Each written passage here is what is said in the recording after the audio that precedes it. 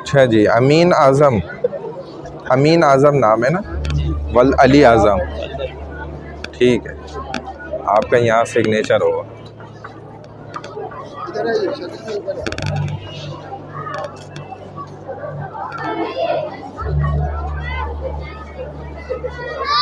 آگے بھی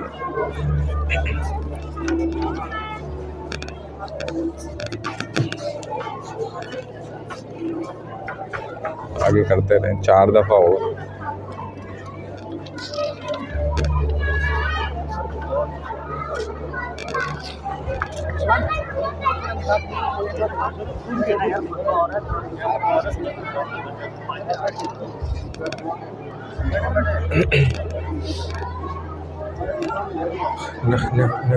ٹھیک ہے جی، الحمدللہ وحدہ والصلاۃ والسلام علی من لا نبی بعد، اما بعد، فاعوذ باللہ من الشیطان الرجیم، بسم اللہ الرحمن الرحیم۔ بھائی دیکھیں، یہ جو نکاح ہے نا، اس میں خطبہ پڑھا جاتا ہے۔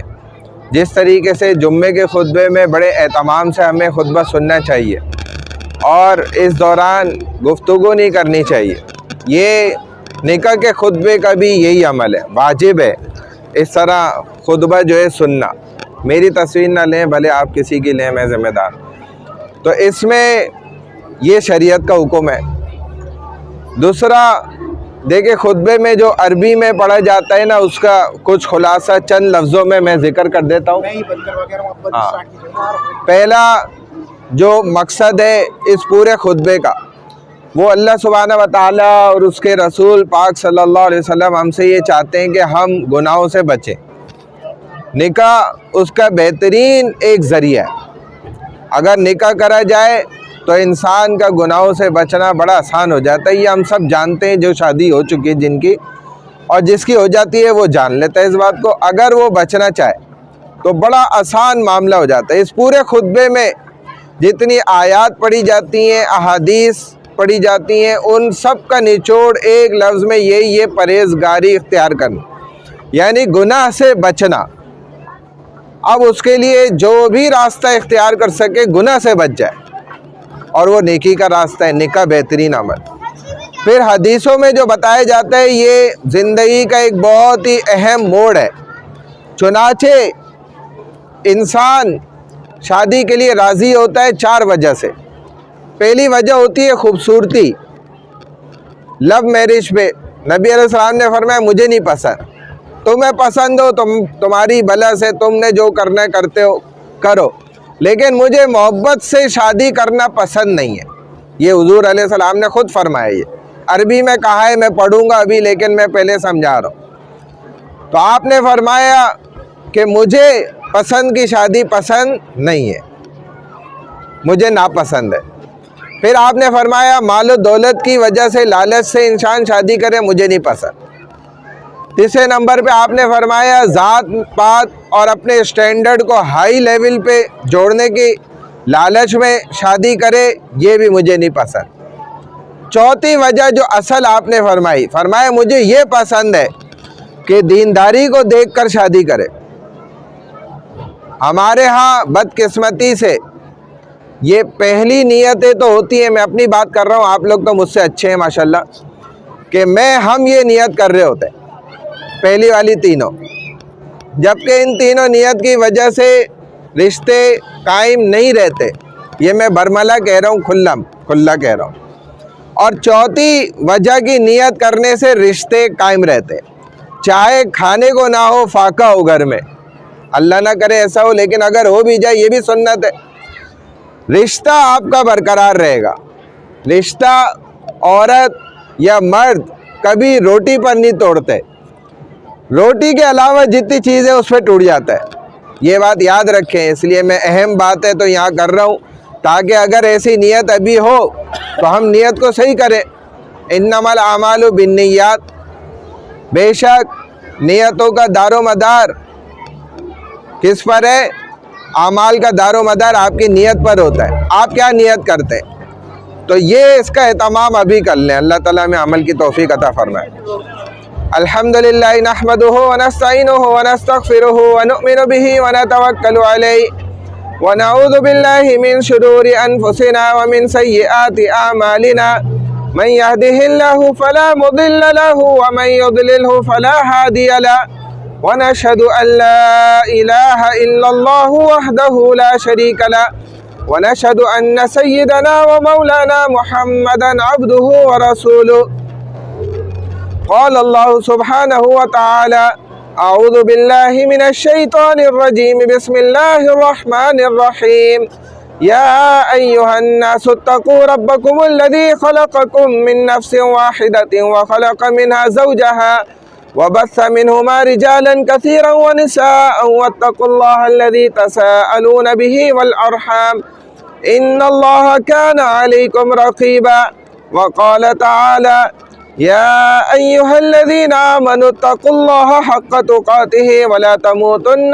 إلا وأنتم مسلمون وقال تعالى يا أيها الذين آمنوا اتقوا الله وقولوا قولا سديدا يصلح لكم أعمالكم ويغفر لكم ذنوبكم ومن يطع الله ورسوله فقد فاز فوزا عظيما وقال النبي صلى الله تعالى عليه وسلم تنكح المرأة لأربع لمالها ولحسبها ولجمالها ولدينها فاصفر بذات الدين تربت يداك وقال النبي صلى الله تعالى عليه وسلم النكاح من سنتي فقال فمن رغب عن سنتي فليس مني أو كما قال عليه الصلاة والسلام سبحان ربك رب العزة عما يصفون وسلام على المرسلين والحمد لله رب العالمين.